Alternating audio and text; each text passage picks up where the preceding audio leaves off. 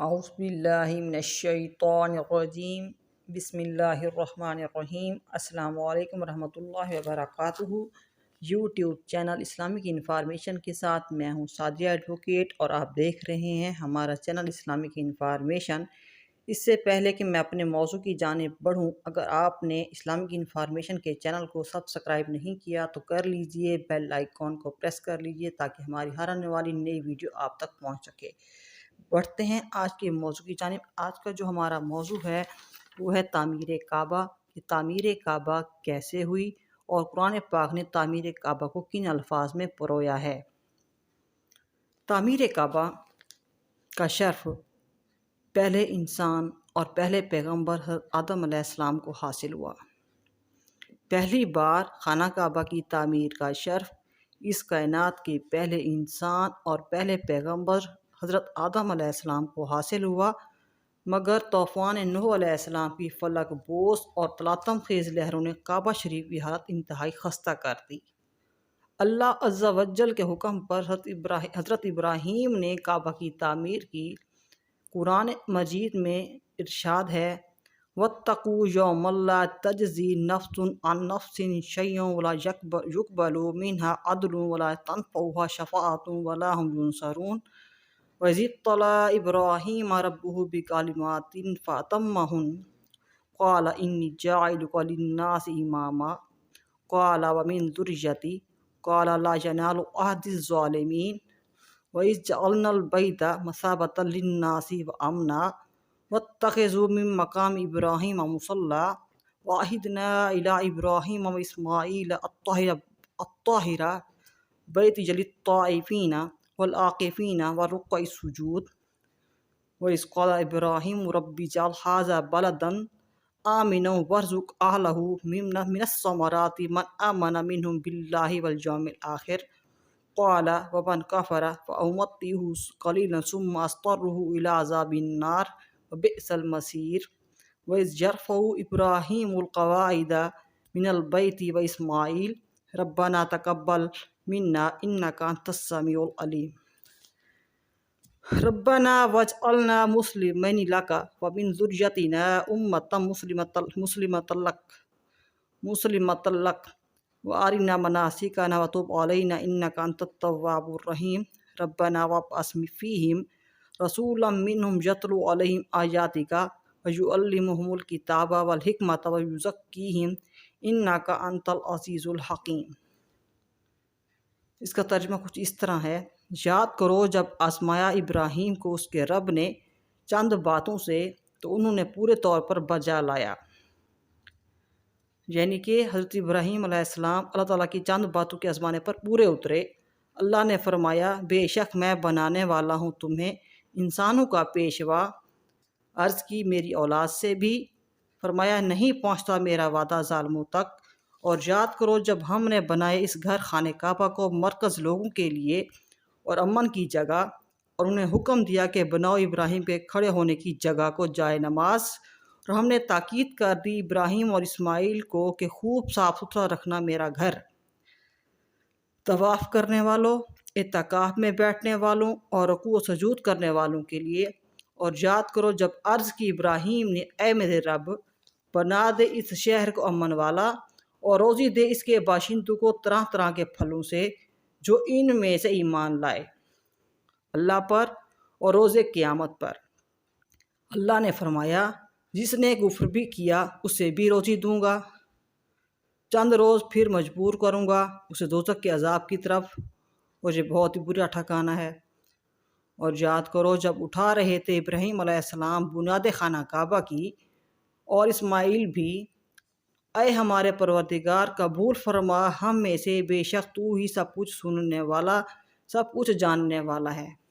اے ہمارے رب بنا دے ہم کو فرما بردار اپنا اور ہماری اولاد سے بھی ایک ایسی جماعت پیدا کرنا جو تیری فرما بردار ہو، اور بتا دے ہمیں ہمارے عبادت کے طریقے، اور توجہ فرما ہم پر، بے شک تو ہی توبہ قبول کرنے والا ہمیشہ رحم فرمانے والا ہے۔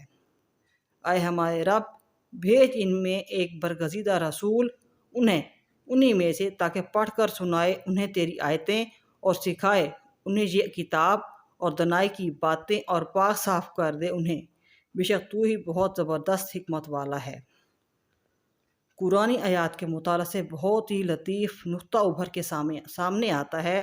جب ابراہیم اور اسماعیل علیہ السلام خانہ کعبہ کی بنیادیں اٹھا رہے تھے، تعمیر کر رہے تھے، تو اس وقت ان کے دل میں یہ گھمنڈ پیدا نہیں ہوا کہ وہ خانہ کعبہ کی تعمیر کر کے کوئی احسان کر رہے ہیں، یا پھر یہ بات ذہن میں آتی کہ تعمیر کعبہ کا کام اس لیے ان کے سپرد کیا گیا کہ وہ صرف وہی اس کے اہل تھے، بلکہ یہ عمل کر کے وہ خدا کا شکر ادا کر رہے ہیں اور خدا سے مغفرت طلب کی جا رہی ہے۔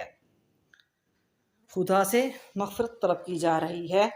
مزید طرح یہ کہ جب وہ محو تعمیر کعبہ تھے تو ان پر ایسی کیفیت طاری ہوئی اور ان کے اندر ایسے روح پرور ماحول اور احساسات نے جنم لیا کہ انہوں نے دنیا سے بے نیاز ہو کر صرف خالق کے حقیقی سے لو لگا لی تھی۔ مطلب وہ اس قدر محو ہو گئے تھے کہ انہوں نے صرف اللہ سے لو لگا لی تھی۔ ان کے دل میں یہ خیال پیدا نہیں ہوا کہ ہم خانہ کعبہ کی تعمیر کرنے کے صرف ہم ہی اہل ہیں۔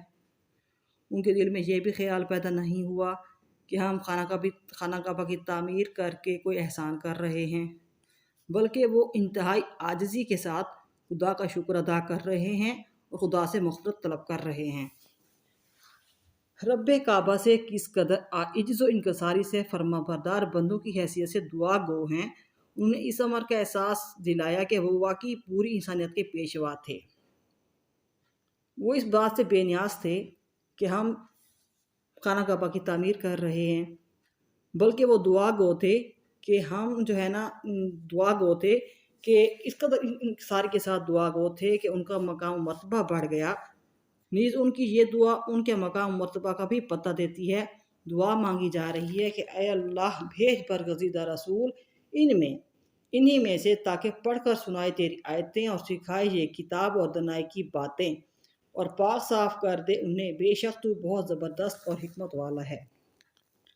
پیارے رسول مقبول صلی اللہ علیہ وسلم حضرت ابراہیم علیہ السلام کی دعا کا مصداق اور عیسیٰ علیہ السلام کی بشارت اور نوید ہیں، یعنی کہ حضرت ابراہیم علیہ السلام کی دعاؤں کا نتیجہ ہیں آپ۔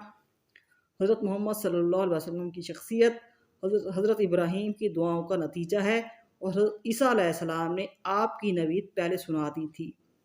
حضرت ابراہیم علیہ السلام کے بیٹے حضرت اسحاق سے بہت سے نبی مبعوث ہوئے، مگر حضرت اسماعیل علیہ السلام کی نسل سے صرف پیارے رسول اکرم کو ہی تاج نبوت اور رسالت سے سرفراز فرمایا گیا۔ حضرت ابراہیم کی اولاد میں سے حضرت اسحاق ہیں جن سے بہت سے نبی مبعوث ہوئے، مگر حضرت اسماعیل کی اولاد میں سے پیارے رسول اکرم صلی اللہ علیہ وآلہ وسلم کو ہی تاج نبوت رسالت سے سرفراز فرمایا گیا، جو کہ اس کائنات کے آخری رسول ہیں، امام الانبیاء اور آخر الزماں کا مقام و مرتبہ بھی عطا ہوا۔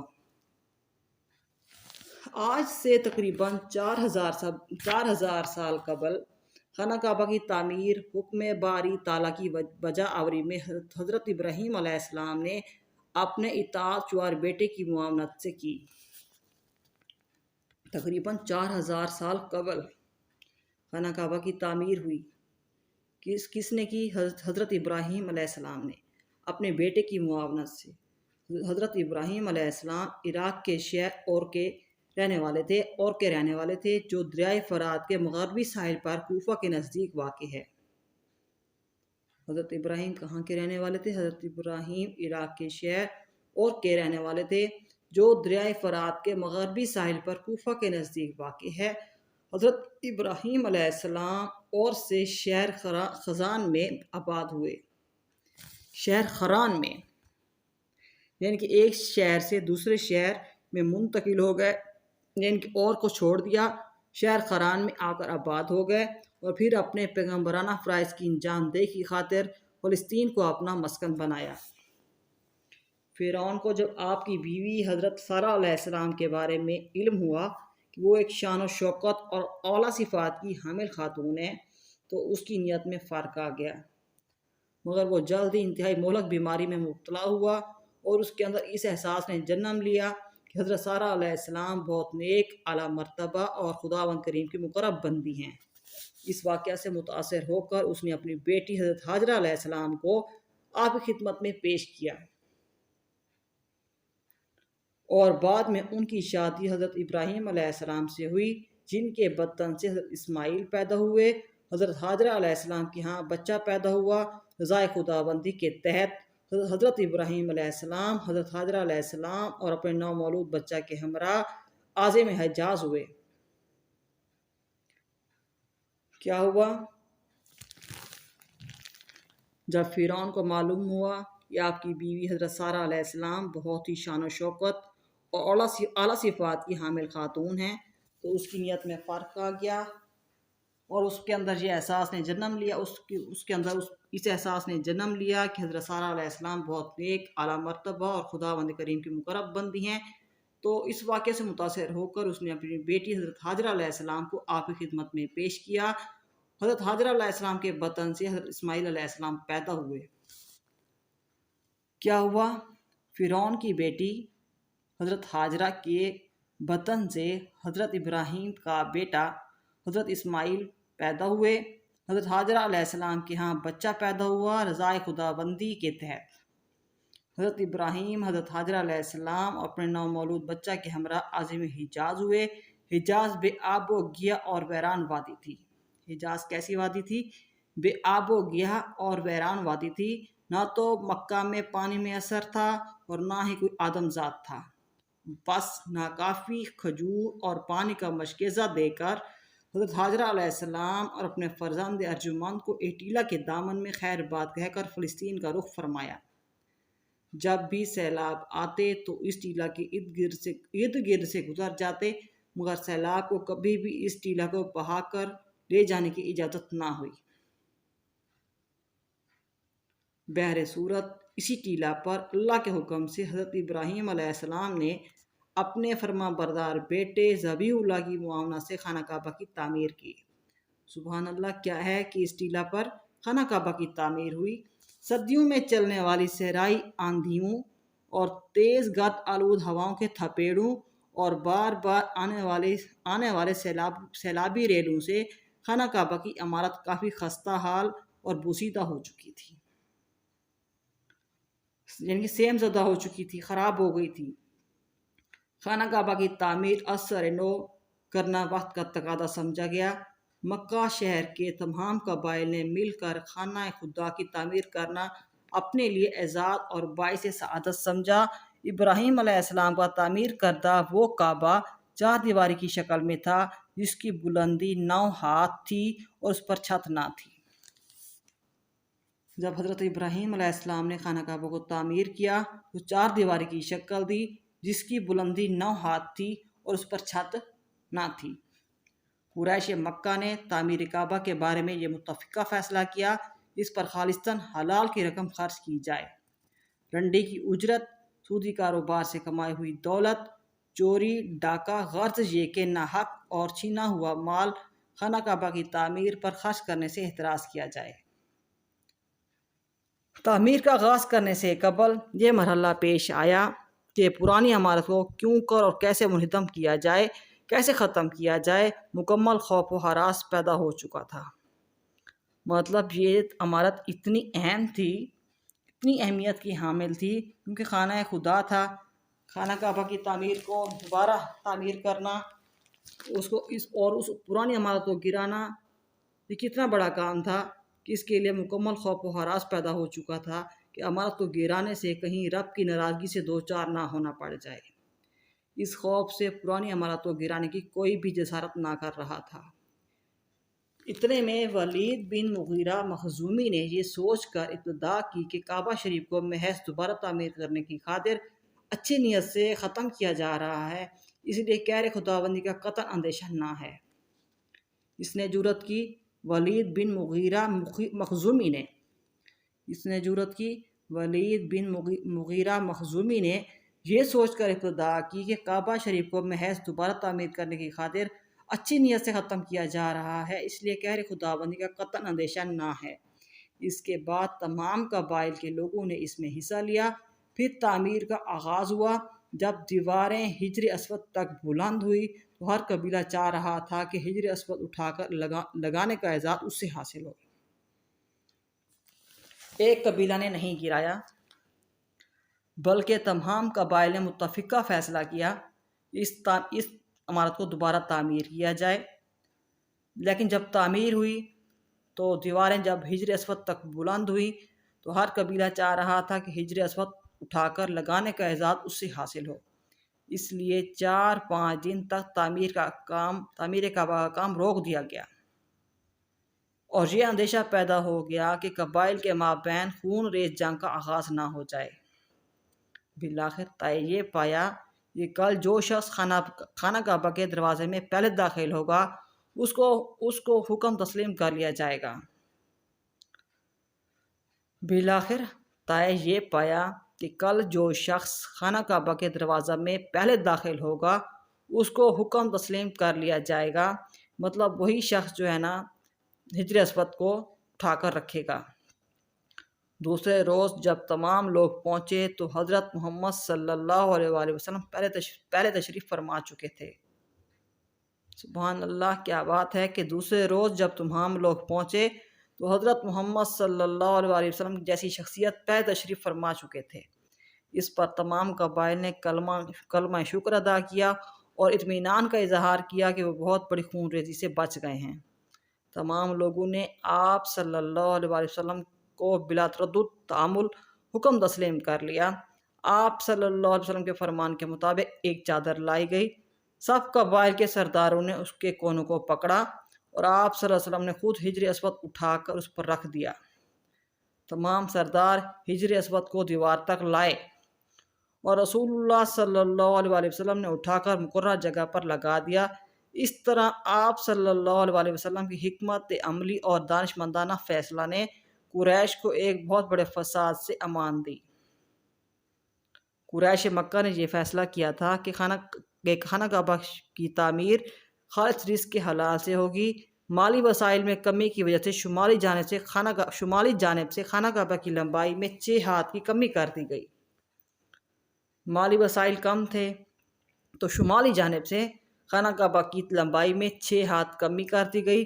اسی جگہ کو اب حطیم کے نام سے موسوم کیا جاتا ہے۔ البتہ خانہ کعبہ کا دروازہ کافی بلند کر دیا گیا، جس کے پس پشت منطق یہ تھی کہ اس کے آداب کو ملحوظ خاطر رکھا جائے۔ یہ نہ ہو کہ جس وقت جو چاہے جس حالت میں ہو خانہ خدا میں داخل ہو جائے، بلکہ جس کو اجازت ہو وہی داخل ہو سکے۔ کعبہ شریف کی دیواروں کی بلندی 15 ہاتھ رکھی گئی اور اس میں 6 ستون کھڑے کر کے چھت ڈال دی گئی۔ تعمیر چوکور شکل میں تکمیل پائی۔ اس وقت خانہ کعبہ کی بلندی 15 میٹر اور ہجر اسود والی دیوار اور اس کے سامنے کی دیوار یعنی شمالی اور جنوبی دیواریں 10-10 میٹر ہیں۔ پورب اور پچھم کی دیواریں 12-12 میٹر ہیں اور دروازہ کی بلندی 2 میٹر ہے۔ دیواروں کے گرد نیچے ہر چہار سے ایک بڑے کرسی نما ضلع کا گھیرا ہے، جس کی اوسط اونچائی 25 سینٹی میٹر ہے اور اوسط چوڑائی 30 سینٹی میٹر ہے۔ اس کو شاذ و رواں کیا جاتا ہے۔ یہ بھی دراصل خانہ کعبہ کا حصہ تھا مگر بوقت تعمیر اسے شامل نہ کیا گیا۔ تیسری مرتبہ تعمیر کعبہ کا کام حضرت محمد صلی اللہ علیہ وسلم کی نگرانی میں تکمیل پایا۔ اس وقت آپ صلی اللہ علیہ وسلم کی عمر 35 برس تھی۔ تیسری مرتبہ جب تعمیر کعبہ ہوئی تو حضرت محمد صلی اللہ علیہ وسلم نے خود نگرانی فرمائی۔ اس وقت آپ صلی اللہ علیہ وسلم کی عمر 35 برس تھی۔ آج کی ویڈیو میں فی الحال اتنا ہی، نیکسٹ ویڈیو میں ملیں گے، تب تک کے لیے اللہ حافظ۔